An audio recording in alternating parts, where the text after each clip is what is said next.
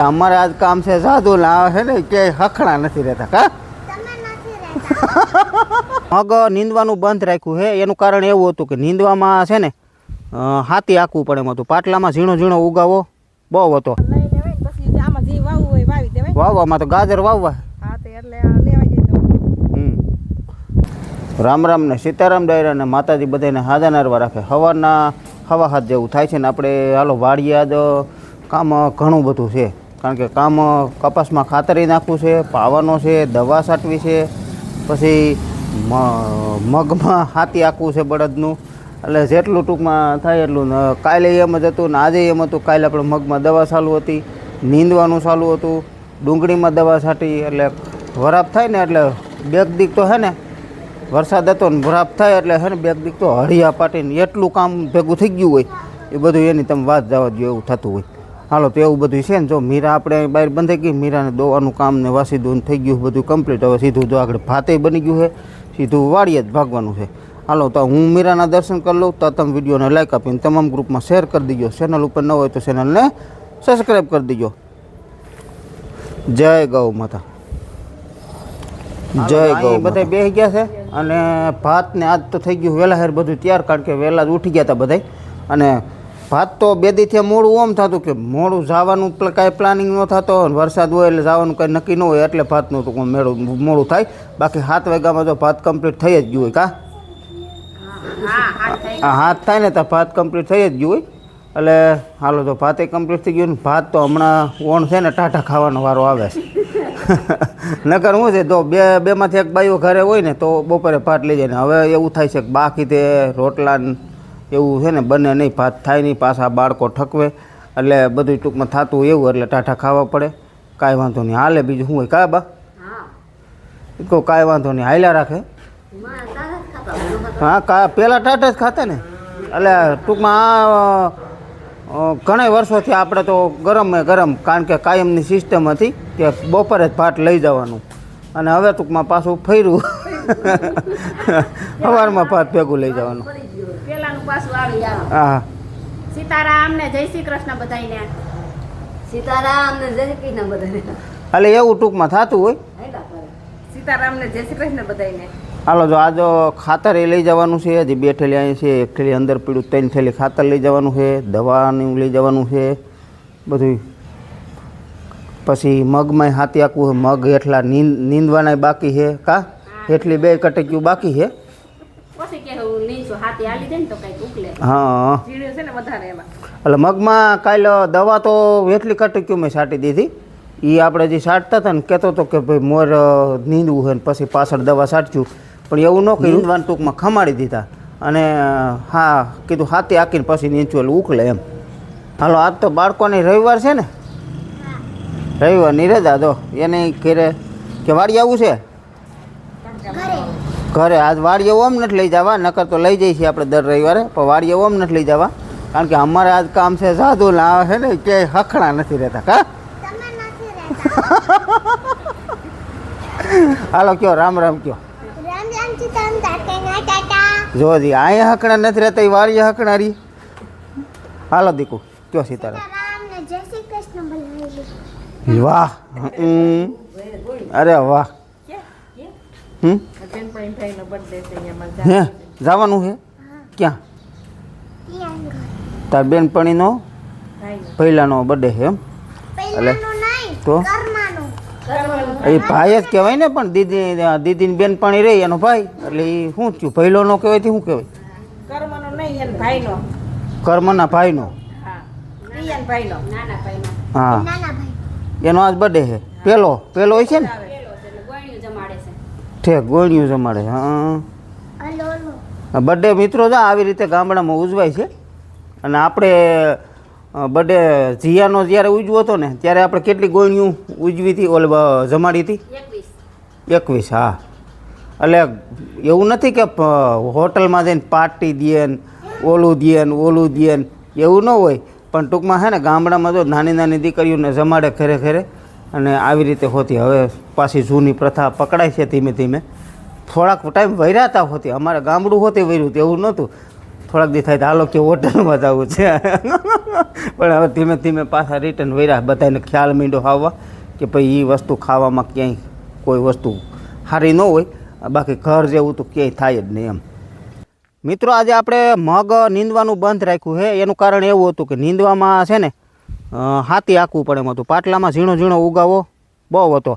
આપણા જે ઉપલા 6 વીઘાના રહ્યા ને એ નીંદાઈ ગયા છે. નીચલા 3 વીઘાના આ કટકી અને ઓલી કટકી એમાં ઝીણો ઝીણો ઉગાવો વધુ હતો. એટલે કીધું પહેલાં હાથી આંકી નાખીને અને હાથી આંકવામાં સવારમાં હાલે એમ નહોતું. એટલે અત્યારે 10 વાગ્યા જો હવે ચાલુ કરવું છે. બળદ જો અહીંયા આવી ગયા છે અને હાથી જો અત્યારે કમ્પ્લીટ કરું છું. અને આજ નીંદવાનું કામ બંધ રાખ્યું. પછી બીજા નંબરમાં મગની જે આપણે આગતરા મગ રહ્યા મોટા મગ જ્યારે તલની હારે વાવેલા હતા એ મગની શીંગું ઉતારવાની હતી. એ અત્યારે ઉતરી ગઈ છે. હવે ગયું છે બૈરાઓ શાકભાજી ને એવું ઉતારવાનું. ભાઈ સાટે છે ઉપલા કપાસમાં દવા. એટલે એમાં દવાનું કામ ચાલુ છે.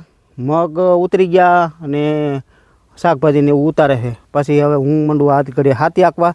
પછી બાયું અહીંયા આવી છીએ એટલે એ પાછળ નીંદવાનું કામ ચાલુ કરશે. હાલો તો હવે બળદ આપણે છે ને જોડી લઈ અને હાથી બનાવવાનું છે. કેવી રીતે જો આપણે ઓલી ખરે પહેલી વખત જે આંકી હતી ને રાપડિયું એ ટૂંકમાં રાપડિયું પાછી છે આ 12ની છે. અને વૈસે આપણે આંકી હતી 14ની હતી. ત્યારે ફીસો ફીસાયેલી હતી. આ પહેલી વખત આંકી એ છે બલૂનની. એટલે સિંગલ ડાટો હોય એને અમે બલૂનિયા કહી અને ડબલ ડાટો ચડતો એને અમે આપણે રપટ કહી કે અથવા બેલી કહી એમ. આપણે મિત્રો વરસાદ પછી છે ને કેટલો ઉગાવો આ નીચલી 2 કટકીમાં વધુ છે. ઉપલા ખેતરમાં તો જે 6 વીઘા રહ્યું એમાં તો ઓછો હતો, પણ આમાં બધો જો હકા પોપટડી જાજો ઉગાવો છે. તો આ નીંદવાવાળાને એમ બંધ રાખ્યું. કીધું આ નીંદ છે ને તો આ બધું પાડવા જાય તો વધુ વાર લાગે. અને આજુ વખતે નીંદવામાં આપણે માણસો નથી કીધા, ઘર મેળે ટૂંકમાં નીંદી નાખ્યું છે. એમાં ઉપલું તો નીંદાઈ ગયું છે, નીચલી 2 કટકીઓ બાકી છે. એટલે કાલ પછી આપણે એમ બંધ રાખ્યું. કીધું પહેલાં હાથી આંકી નાખીને વરાપે થઈ ગઈ હતી. મસ્ત એવી વરાપ થઈ ગઈ હાથી હાલે એવી, એમાં કાંઈ ઘટે નહીં એવી વરાપ થઈ છે. એટલે હાથી જો આપણે કરી દીધું વહેતું એટલે ઓલી બાજુ ચાલુ કર્યું. અહીં પૂગી ગયા. હવે અહીં રહેશે 1 2 3 ને 4 કૂથલ રહેશે આ બાજુ. પછી નીચલી કટકી ઓલી આ બાજુની રહી એમાં આંકશું ને પછી ઉપર આંકશું. એટલે બપોર થતા આ 2 કટકીઓ હાલી જશે અને મોટું ખેતર બપોર પછી આ હાયકા વૈનાનું અને આ હાલી ગયું એ જો આમાં બધું થઈ જાય ચોખ્ખું. અને અત્યારે થોડો ઘણો વાદળછાયું છે ને તડકો છે એટલે બિયારો ઝીણો છે ને ઉગાવો એ બધો પડી જાય એટલે સુકાઈ જાય એમ ટૂંકમાં. તો જો આ રીતે પડી જાય ને એટલે સુકાઈ જાય. બળદ આપણે પ્રવીણભાઈના છે, ઓલે વખતે હતા એ જ. અને પહેલી વખતે હતા આપણે મનસુખભાઈના. એ બળદ થોડાક ઉતાવળા છે એટલે એને હાંકવામાં આપણે ઓમય ઠાકી અને ખેંચવામાં ઠાકી. એટલે એ બળદ છે ને એમાં એનો જે જમણિયાર રહ્યો ને આ જો અત્યારે જમણિયાર અને દાબિયાર કેને કહેવાય ટૂંકમાં આ રહ્યો ને એ જમણિયાર, આ રહ્યો એ દાબિયાર. તો એનો જે જમણિયાર બળદ રહ્યો ને એ બહુ ઉતાવળો છે, એને ખેંચવો જ પડે ને તોય એ ગમે એટલો ખેંચો ને તોય મોર જ ભાગ્યા રાખે. અને દાબિયાર થોડો ખથીરો છે, ખથીરો એટલે કે ટાઢો મારા જેવો સમજો ને એમાં તમે. ટાઢો હોય ને એ થોડોક વાહે રહીએ અને પાણિયારો હોય એને ટૂંકમાં આ બળદના પ્રકાર છે, પાણિયારો અને હથીરો આ બળદના પ્રકાર. પછી બળદના પ્રકારે ઘણાય હોય કે આમાં હે ને જો અમુક હંબેલવાયુ ખેંચતો હોય. હંબેલવાયુ એટલે કે આ જે ધોહરીની આ રહી આ જોતર દેવાની એને આને હંબેલ કહેવાય. આ હંબેલ કહેવાય. આ ધોહરી છે જે આ રીતની એ હંબેલવાયુ ખેંચતો એટલે કે આમ એક બાજુ ખેંચે અને અમુક અંદર પડતો હાલતો હોય તો એ નકામો અને હંબેલવાયુ ખેંચે એ નકામો. સીધો બળદ જેટલો હાલે ને એટલું આપણે ટૂંકમાં હાથી સારું હાલે અને આપણે ઓછા ઠાકી એમ. આગળ પાછળ હાલે તો એ હાથી એકલવાયુ માર રાખવો પડતો હોય. અને ઓલી વખતે જ ભાઈ કહેતા કે સાપણિયું રાખો, ખરપિયો ન રખાય, સાપણિયું રાખો. તો સાપણિયું મને પહેલથી ફાવતું નથી, મને ખરપિયા જેવી મજા આવે નહીં. ખરપિયો રાખી એનો મતલબ એવો નથી કે આપણે બળદને ભરડું ઉઠાડી દઈ. બળદને હકીકતમાં મરાય નહીં. અને મેં તો ઘણા ફેરું એવું જોયેલું છે તે હકીકતમાં આવું વિડીયોમાં કહેવાય નહીં તોય છતાં કહેવાય જાય. હવે કોઈ બળદ રાખતું નથી એટલે કહેવામાં કાંઈ વાંધો નહીં.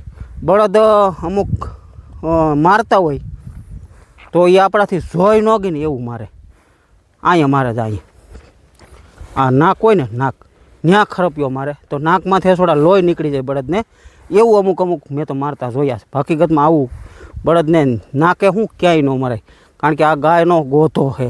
આને તમે રાતનો ઉઠાડો 12 વાગ્યે તોય ગાડું જોડો એટલે હાલતો થાય. આપણો હગો દીકરો હોય એને તમે રાતે કામ સીનજો દી ના પાડી દે.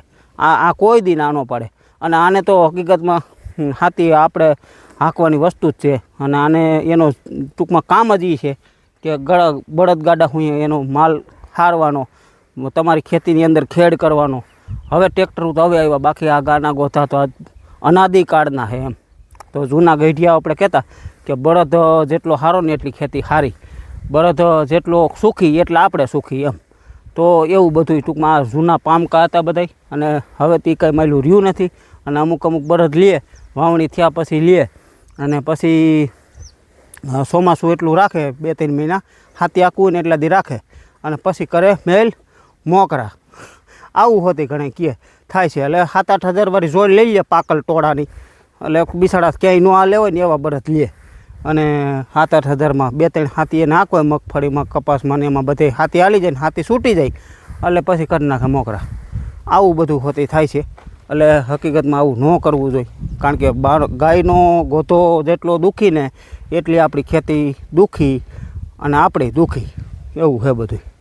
તો આવી વાતો જોકે મને લગભગ તો નથી કોઈ કહી ગેમ કમેન્ટમાં કે તમે હોતી એક જોડી રાખો. જોકે હું તો રાખતોય નથી ને મેં રાખ્યા ત્યાં સુધી બળદને કોઈ દી દુઃખી નથી કર્યા કારણ કે ભૂખા પેટે હકાય નહીં. એને સવારમાં કે અથવા વહેલું ઉઠીને નીણ પૂરો કરવો જોઈએ. બળદને ટૂંકમાં આ બધી જૂની કહેવતું છે કે બળદ ધરાઈ ગયેલો હોય ને તો એ સરખું કામ કરે. આપણે ભૂખ લાગી હોય તો આપણે કામ કરી શકીએ. તો આને તો હાથી ખેંચવું છે અને હાથી લોડિંગ આપણે આંકતા હોય. અત્યારે તો ઠીક છે આ ઠાલું હાલે છે પાણો જ મૂક્યો છે, બાકી તો આપણા વજનને સડી નાખતા હોય તો એ બિસાડા ખેંચે જતા હોય. હવે આપણો 70 કિલો 80 કિલો વજન હોય તો એ ખેંચે જાય અને રાપડી પડ્યા જતી હોય તોય બિસાડાને હાથી તો ખેંચવું જ પડે. અને ન હાલે એટલે મારી આપણે ધોકાવી એમ. તો થોડું અમુક મારતા હોય ખરપિયો ફાટી જાય એવા મારે. ખરપિયો ઓલી વખતે મેં બતાવ્યું હતું ઓલા હાથીમાં જ આ રીતનો કોઈએ ન જોયો હોય, લગભગ ખેડૂત બધાએ જોયો જ હોય. તો આને કહેવાય ખરપિયો. તો આ હાસોડો ફાટી જાય બડો ખરપિયો અને આમાં ભરડું ઉઠી જાય એ રીતના અમુક મારતા. બળદને મરાય નહીં, એને જેટલા તમે વ્યવસ્થિત હાસવી નાખો પ્રેમથી આખો ને એ રીતના તમારી વારે હાલે. આ એક જીવ છે, આપણને જ કોઈક મારે તો આપણે સરખું કામ કરી તો આને આપણે મારીએ તો આ થોડા સરખું કામ કરે એવું બધું હોય. આપણે પશુ ઘેરે દોવા દેતું હોય એ ન દોવા દે તેને તમે ધોકાવો તો હું દોવા માંડી દેવા. તો એને હોતી ઘણી ભેંસુને મારતા હોય, ગાયુંને મારતા હોય તો મરાય નહીં કોઈ દિવસ. અને એને પ્રેમથી જેટલા તમે માથે હાથ ફેરવો, ગમે એટલું તમે એને પાસે જાઓ, નિરણ પૂરો કરો એટલે ટૂંકમાં ઓટોમેટિક તમારી એરિયા છે ને એને લેણું બંધાઈ જાય એમ. તો એવું બધું છે. એટલે આવી જૂની વાતો તો ઘણી છે, 1 મહિનો કરીને તોય ખૂટે એમ નથી. એટલે બધું જૂનું જોયેલું છે મેં એટલે તમને બધાને કહું છું. જો હાથી હાલી ગયું ને હવે છે ને બળદ છોડવા જવા પ્રવીણભાઈને વાડીએ અને એની વાડી જાય બાજુમાં જ છે ને એ વાડીએ ટૂંકમાં બળદ રાખે છે એટલે વાડીએ છોડવા જવાના. હાથી ને બધું ટૂંકમાં ગાડામાં નાખીને એ બધું હકેલી નાખીએ એમની વાડીએ છોડી આવી જાય. મકાઈઓ વાટ લીધી છે ભારીક જેટલી ગાડામાં નાખ દઈ એટલે બળદને ખાવા થાય. અને હાથી હજી વીખવાનું છે એ વીખીને અને ટૂંકમાં બળદ ગાડું લઈને પછી જાય આપણે છોડી આવી. અને આજ ભાઈ ને આરતી બે વૈગ્યા કરે અને એ સાટતા હતા કપાસમાં દવા સાટતો હતો ભાઈ અને બાયું બે નાખ્યું હતું ખાતર. એટલે એ ઠેઠ ઉપર હતા ઉપલા ખેતરમાં અને હું આજ અહીંયા હતો એટલે બહુ સેટો પાલો હતો બધો. એટલે એ કાંઈ બતાવી નથી ગયો. એટલે એમાં એવું થતું હતું કે અહીંથી હું જો યાદ આવું ને તો અમારી બીજી વાડીએ જાય ને એવું થાય. વાડી એક જ છે અમારે પણ લાંબી પટીએ ખેતર ને અહીંથી તમને કહું 1500 ફૂટ ત્યાં જાય ને પાછા બળદ હાથી ઊભા હરખા રહીએ નહીં એટલે ત્યાં જવામાં ડેરો હતો. એટલે એ દવા કપાસ ઉપલા કપાસ ખાલી 4 વીઘામાં સાટી અને ખાતર એ 4 વીઘામાં નાખ્યું. કાલથી કદાચ પાવાનું ચાલુ કરશે કદાચ કપાસ. એટલે હજી ખાતર તો જે આપણે મકાઈવાળું રહ્યું ને એમાંય નાખવાના છે.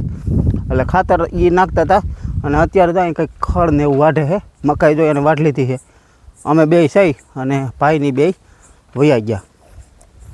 ક્યાં ગઈ? અહીંયા જો આને મકાઈ વાટી અને ખડ વાટ્યું અને હવે આમાં આપણે મગફળી હતી ને 2 વાતર ખાવા માટે વાવી હતી એમાં જો કોક છે ખડનું મોટું તે લે છે કા વાવવામાં તો ગાજર વાવવા એટલે નીણ હાલ્યા રાખે ને તો અહીંયા હવે આ વાઢે પણ મસ્ત થઈ ગયો છે મીરા સારું. ઓલી મકાઈ પચ છે ને તો ખડ પાછું હાલ્યા રાખીએ કા ત્યાં પછી હવે આમાં ગાજર વાવી દેવું. ગાજર શિયાળામાં તો બહુ હાઈ ક્લાસ તા આપણે મીરા પાછી વિહા હે હોતે એટલે દૂધણા ચોરને તો ગાજર બહુ સારા કા. તો ડુંગળીને જાત પાઈ દીધી છે. હા હવે ગાંઠું બહુ હાઈ ક્લાસ થઈ ગઈ. હવે કદાચ એકાદું પાણ પાવું જોઈએ ત્યાં પાકી જાય. જાવડી આવડી થઈ ગઈ છે જાવડી આવડી.